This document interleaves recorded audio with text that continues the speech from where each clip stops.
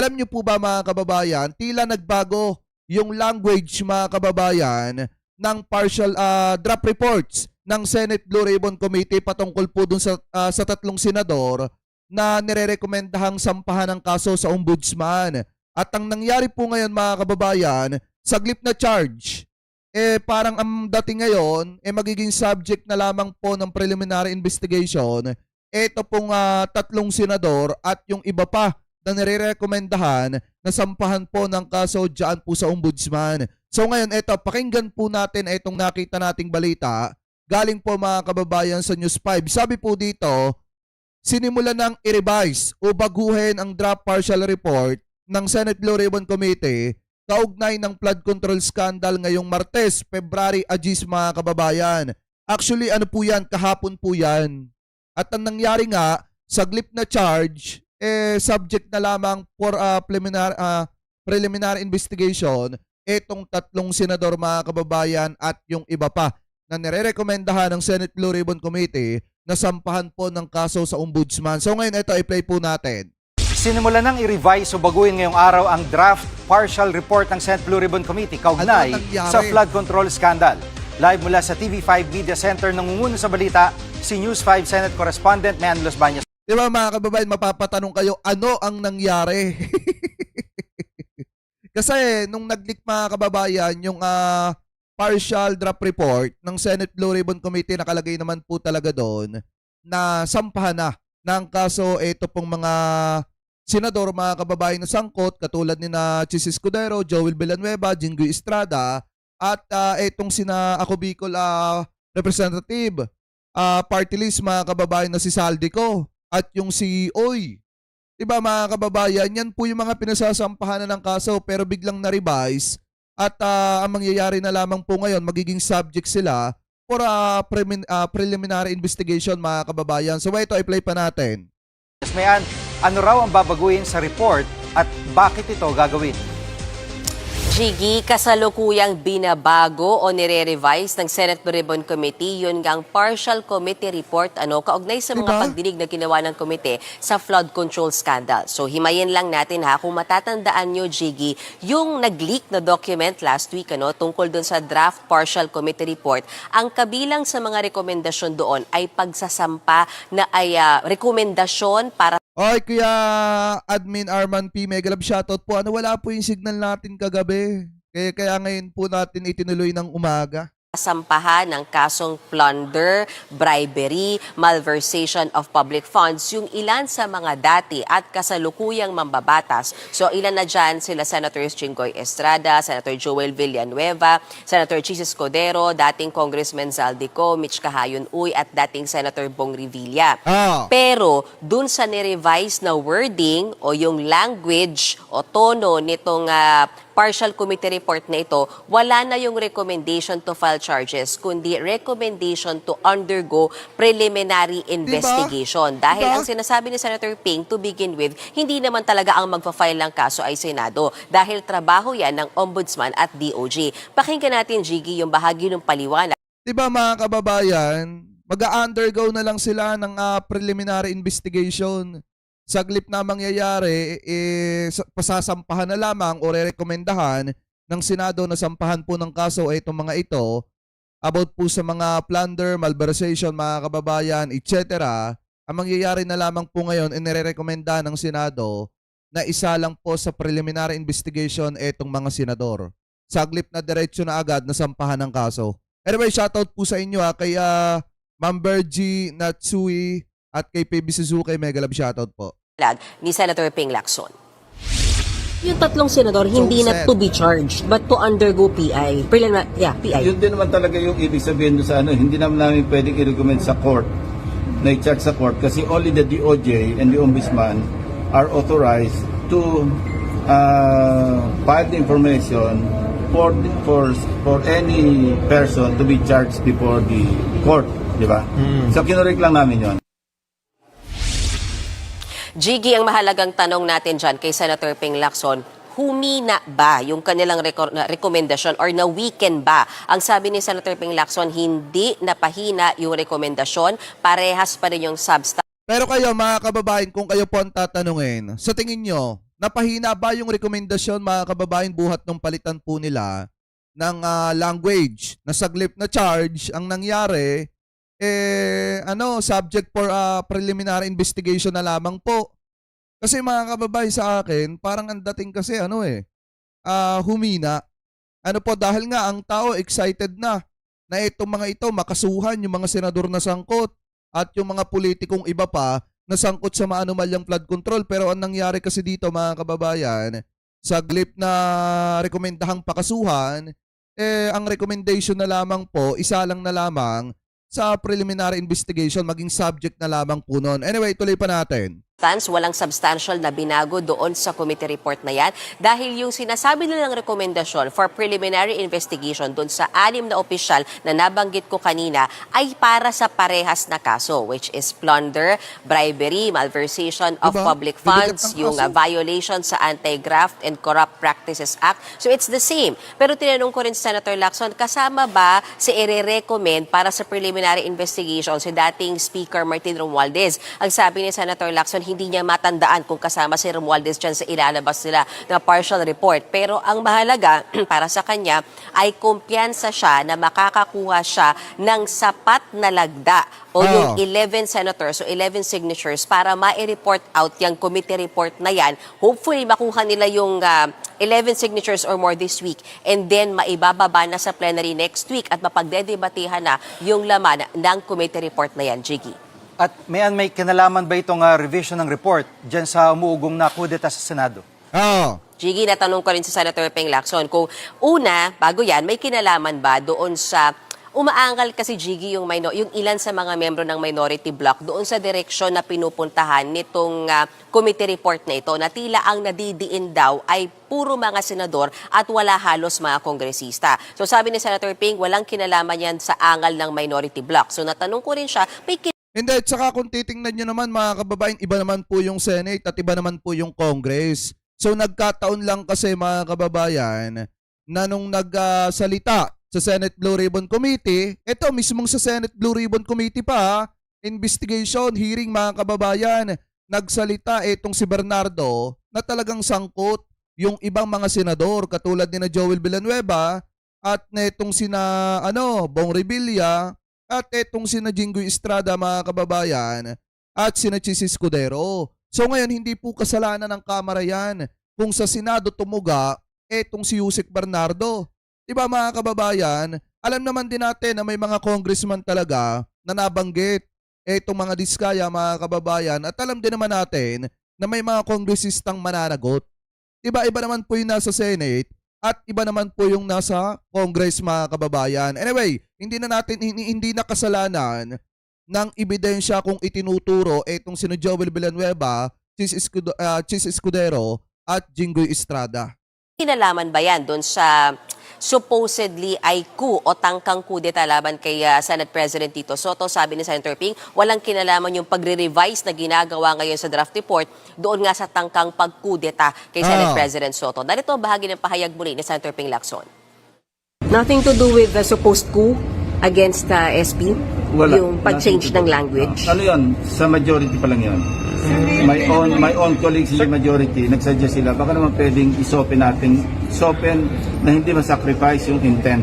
Hindi mababago yung substance. Kasi sabi ko nga may baseline ako di ba? Bottom line ko, hindi ko talaga i-report out yung hindi ako naniniwala.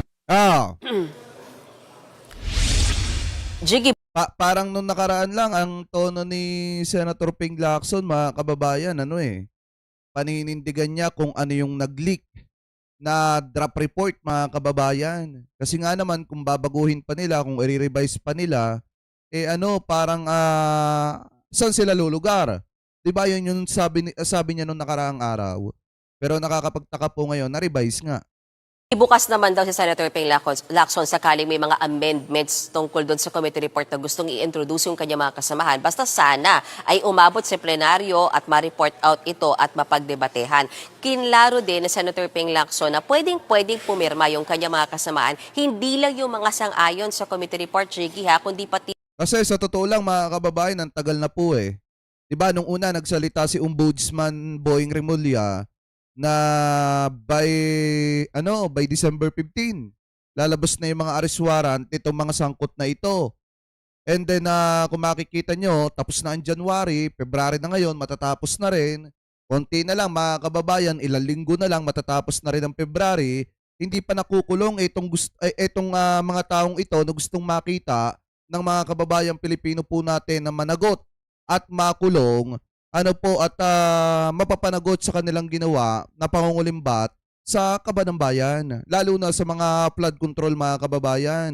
'Di ba yung pagkakasangkot nila, yung mga kickbacks nila. So ngayon yan yung gustong makita ng taong bayan. Kaya nga sinasabi ko sa inyo na iba yung nasa Congress at iba yung nasa Senate mga kababayan. Nagkataon lang talaga na si Bernardo nung nagsalita at umamin, talagang sa Senate mga kababayan na bulgar lahat. Yung ugnayan nitong sinasaldi ko, ugnayan nitong sina Joey Villanueva at Jinggoy Estrada. So ngayon, hindi na po kasalanan ng Congress yan. Yung mga dissent o yung kung may mga reservation sila, pwede silang pumirma para lang maibilang sana dun sa 11 o 11 lagda na kinakailangan para sana matawag talaga itong official committee report at maibaba at maipresenta sa plenaryo, Jiggy. At ngayon, papayag ba si Senator Lacson kung may idadagdag o aalisin dyan sa mga pangalan sa report na yan? Sabi ni Senator Ping Lacson dyan, kung yung mga kasamahan niya sa Senado may gustong idagdag nga o ibawas dyan sa committee report na ilalabas nila, sana may mapresent silang ebidensya para mapagdibay kung ano man yung idadagdag o ibabawas sila. Narito muli yung bahagi ng pahig ni Senator Ping Lacson. Pakinggan natin, Jiggy. Hindi pwedeng say so, madaling mamuna eh. Bakit si Speaker ganito, bakit nasa ebidensya mag-present sila, they are members of the committee. Tama din naman. Tumulong sila, hindi sila, instead na mag-criticize lang, tumulong na lang. Kasi ang pinakamaganda kasi dito, hindi ko rin maintindihan. Gusto ng mga DD-shit na talaga mapapanagot itong si Romualdez. Kaso ang problema, nakakay Marcoleta mga kamay na yon kung tutuusin mga kababayan. At naandi dito po kay Defensor. Diba? Naandudo na kay Marcoleta na mga kamay. At na kay Defensor na mga kamay para papanagutin itong si Romualdez. Isa lang naman ang gagawin nila. Ilabas nila si Gutesa at patutuhanan ni Gutesa yung mga bintang po niya. Tapos ang usapan, pag may ebidensya, may matibay na ebidensya, idiin nila si Romualdez kung may ebidensya sila at ayos na. Diba mga kababayan, ganun lang kasimple. Jiggy, nilinaw din na Senator Ping Lacson na bukod dun sa mga rekomendasyon, sino ba yung ipapa-undergo ng preliminary investigation, sino ba yung pakakasuhan, sana bigyan din daw ng importansya doon sa ilalabas na partial committee report, yung legislation at yung mga hakbang na ilalagay nila para maiwasan na nga na mangyari yung ganito kalawak na korupsyon sa mga government projects, kabilang na dyan yung mga flood control. Yan muna ang latest mula sa Senado. Jiggy, balik sa'yo. Yan ang ulat ni Men Los Baños mula sa TV5 Media Center.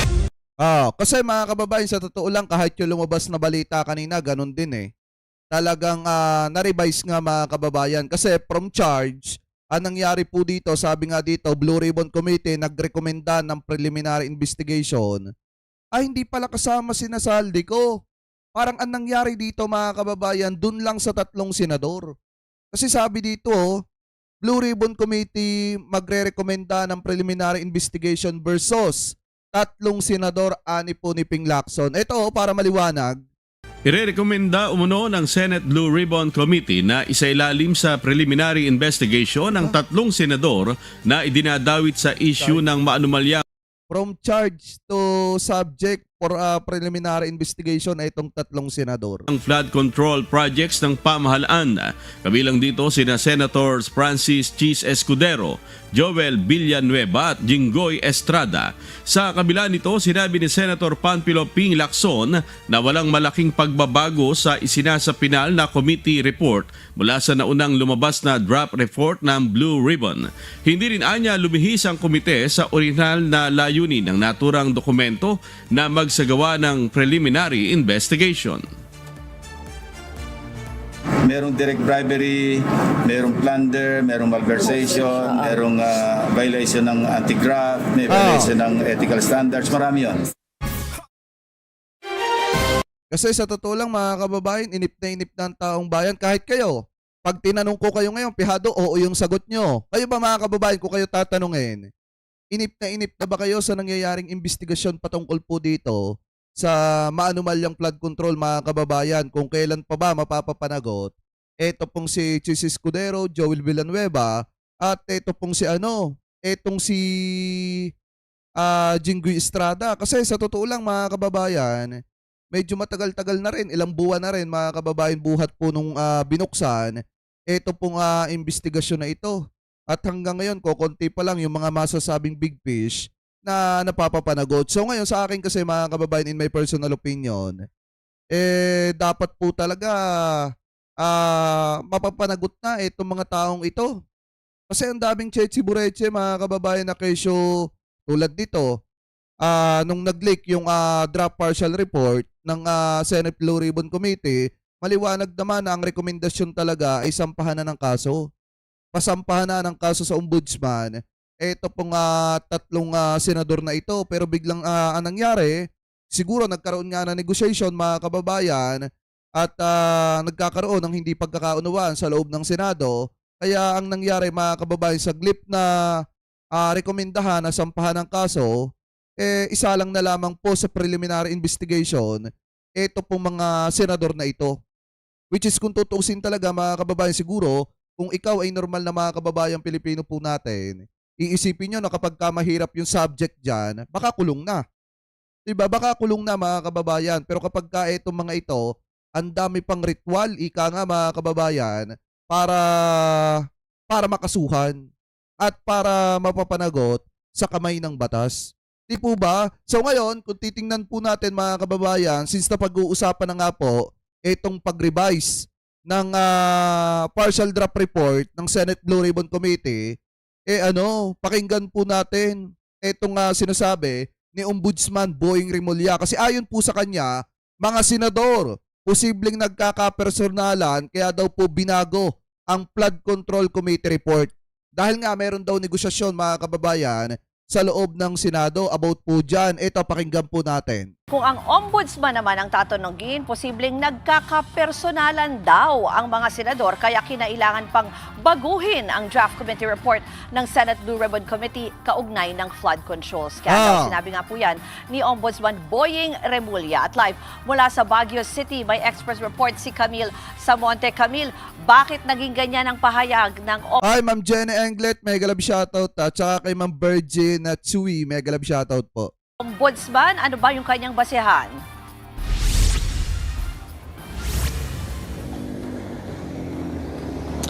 Ruth, para kay Ombudsman Jesus Crispin Remulla, maituturing na politika ang dahilan kung bakit binago ang draft committee report ng Blue Ribbon kaugnay ng flood control scandal, kung saan inirekomenda na sampahan ng kaso ang ilang senador na dawit umano sa katiwalian. Sinabi yan ni Remulla sa strategic planning session ng Ombudsman sa Baguio City. Kinumpirma ni Blue Ribbon Chair Senator Ping Lacson na nagkasundo nga ang mga senador na baguhin ang naunang draft ng committee report. So parang ang nangyari kasi dito, mga kababayan, siguro kaya binago yung partial draft report ng Senate Blue Ribbon Committee kasi hindi makakakuha ng 11 na perma. 'Di ba? Hindi makakakuha ng 11 na perma kung hindi babaguhin yung partial draft report ng Senate Blue Ribbon Committee. At alam din naman natin na kapag hindi nakakuha ng 11 na perma yan, ay hindi po maiibaba or maiisa lang sa plenary. Hindi mapapagtalunan yan. So siguro yan yung isa sa mga dahilan kung bakit biglang nagbago yung takbo ng partial report. Anyway, tuloy pa natin. Imbis sa pagrekomenda ng pagsasampa ng kaso, irerekomenda nilang magsagawa ng preliminary investigation laban kina Senator Chis Escudero, Joel Villanueva at Jinggoy Estrada. Para kay Ombudsman Remulla, maaaring nagkakapersonalan ang mga senador. Pakinggan natin ang pahayag ni Ombudsman Remulla. It's politics. Siyempre may mga kaibigan niya sa loob na pipirma, wag lang nalagay yung pangalan. Gano'n yan. May negotiation yan. May compromise yan. Pero, at least... Diba? Alam niyo, kung tutusin, tama rin yung sinasabi ni Ombudsman dito. May mga kaibigan niya sa loob, pipirma, pero wag ilalagay yung pangalan. May mga negotiation, mga kababayan, na nangyayari. At ito ay pumapatungkol lahat sa politika. It's about politics talaga, mga kababayan. Siguro, kaya nag-iba yung language nitong partial draft report kasi nga mga kababayan nagkakapersonalan sa loob ng Senado. Anyway, ituloy pa natin. Yung pagkapangalan sa kanila, tsaka yung records intact. Ang mahalaga dyan, yung records ng Blue Ribbon Committee, tsaka lahat ng testimonies niya. Yun ang mahalaga. Yung report niya kasi, anticlimactic yan eh. Kung ano ang alam natin, yun na yun eh. Diba? So parang sinasabi dito mga kababayan ni Ombudsman Remulla, o kahit sabihin yung isa lang sa preliminary investigation yung mga yan, kung ano yung alam namin, yun na yun. Kung ano yung alam ng taong bayan, yun na yun. Halimbawa, ang alam ninyo mga kababayan, ang knowledge nyo about dito kay Joel Villanueva, Jinggoy Estrada, Chis Escudero, ay guilty talaga dahil nga sa pagkakasangkot nila sa maanumalyang flood control. At alam din naman natin na may 3 kaso ng malversation sa DOJ. Ito pong si Joel Villanueva at may kasong plunder naman mga kababayan. Ito pong si Jinggoy Estrada. So nga naman, tama yung sinabi ni Ombudsman, kung ano yung alam ninyo, yun na yun mga kababayan. Kahit pabaguhin ng paulit-ulit yan, kung ano yung knowledge ng taong bayan, yun na yun. Diba? Kung makukulong yung mga yan, makukulong yung mga yan. So tama rin naman yung sinasabi dito ni Ombudsman. Kasi mga kababayan, sa totoo lang, kung titingnan po talaga natin yung nangyayari sa Senado, talaga madidismaya kayo. Diba? Nakakadismaya naman talaga. Kasi nga, nag-iiba yung language porket hindi lang magkasundo sa loob ng Senate. Pero alam niyo yung pinakamaliwanag dito na hindi makakalimutan ng taong bayan, hindi niyo makakalimutan, pumirma si JB Ejercito nung una para makulong yung kapatid niya. Diba? Ruth, hindi rin daw nag-aalala si Ombudsman Remulla kung magkaroon man ng pagbabago sa liderato ng Senado dahil gagamitin lang daw nila ang mga ebidensya na magagamit nila sa pagsampa ng kaso. Samantala, hindi na nga nagbigay ng detalye si Remulla sa paggulong ng investigasyon sa flood control scandal, pero marami raw ang aabangan sa mga susunod na buwan lalo't nahihinog na ang mga kaso. Ruth? Yan po ang Express Report ni Camille Samonte. Mga kapatid, Ayan mga kababayan na. Pero alam nyo rin yung isa sa pinakasigurado. Grabe mga kababayan, hindi binawi ni Ombudsman Boying Remulla at hindi niya sinabi na biro. Ano po na biro?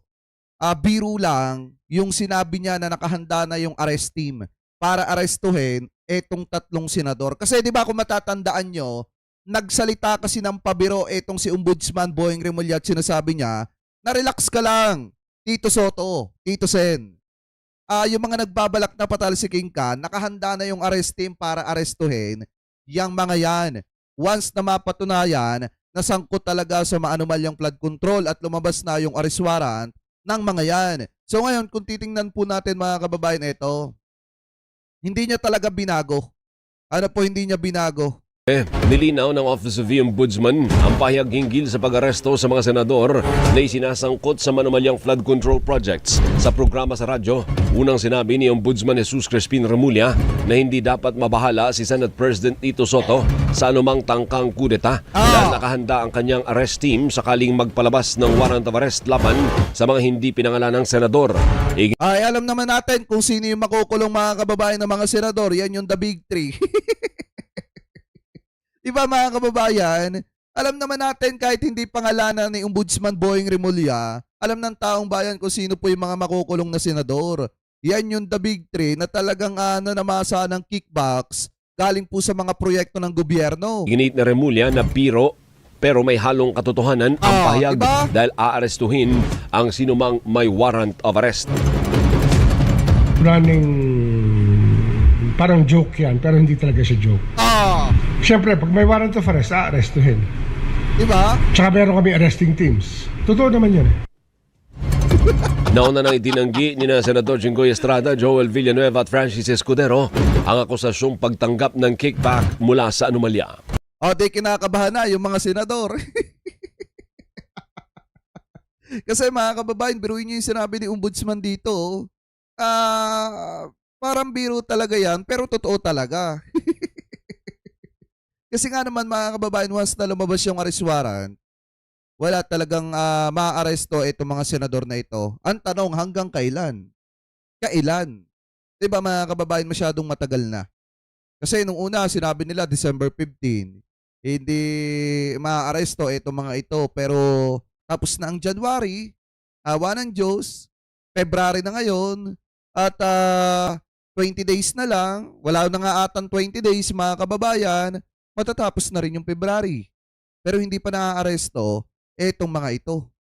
Kaya nga mga kababayan, sa totoo lang, talagang kung naririnig sa atin yung mga kinauukulan, sana maramdaman nila na inip na ang mamamayang Pilipino sa pagpapanagot sa mga tao pong ito ngayon.